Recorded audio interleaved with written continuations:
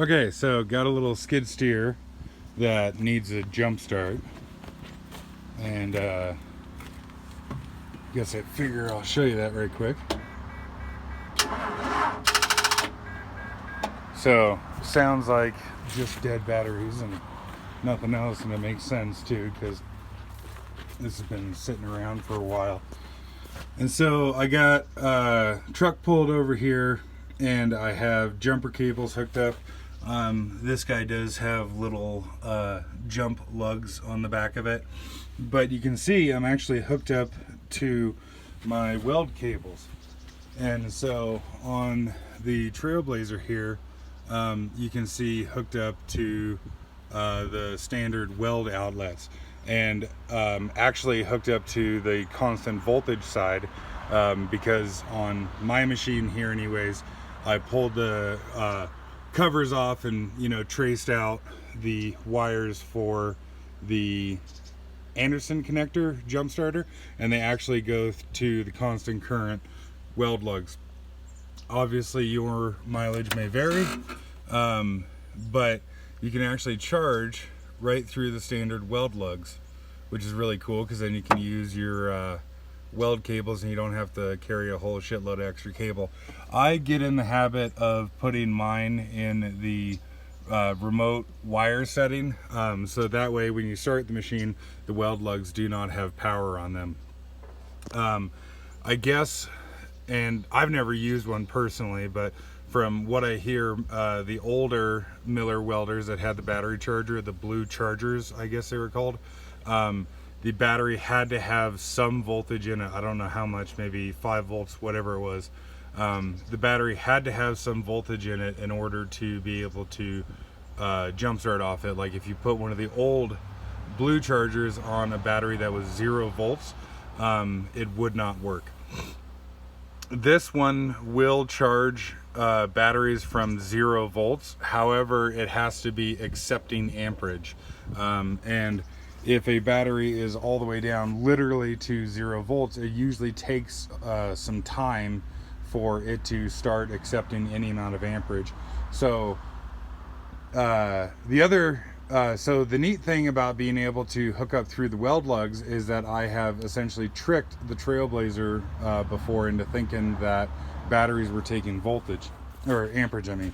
So back of my truck I have an Anderson connector, and I've got a short little Anderson extension that I can plug the Anderson on the Trailblazer into my truck, and then hook up the weld cables with the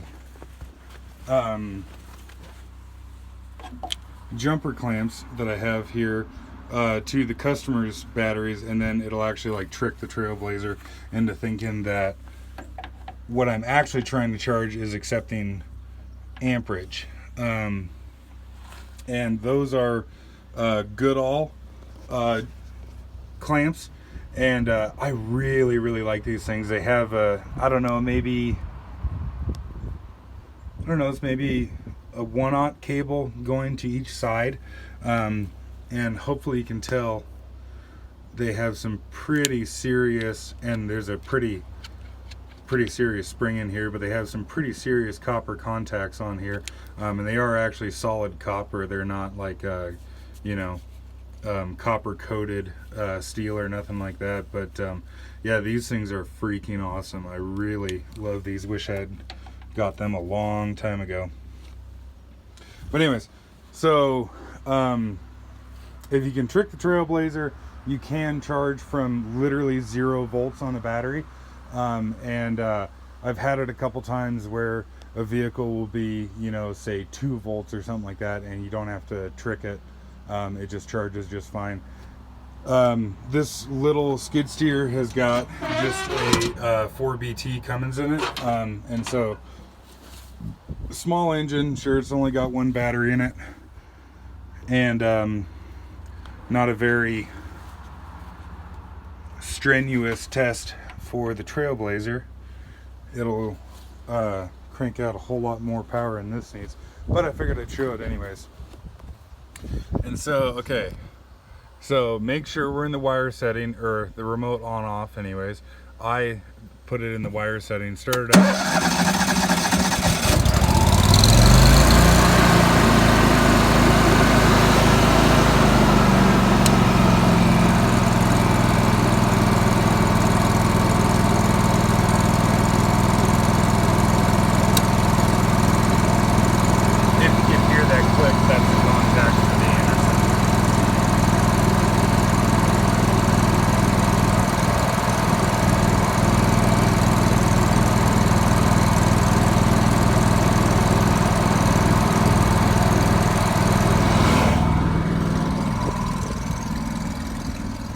And you know, you can hear it charges at idle, which is just phenomenal.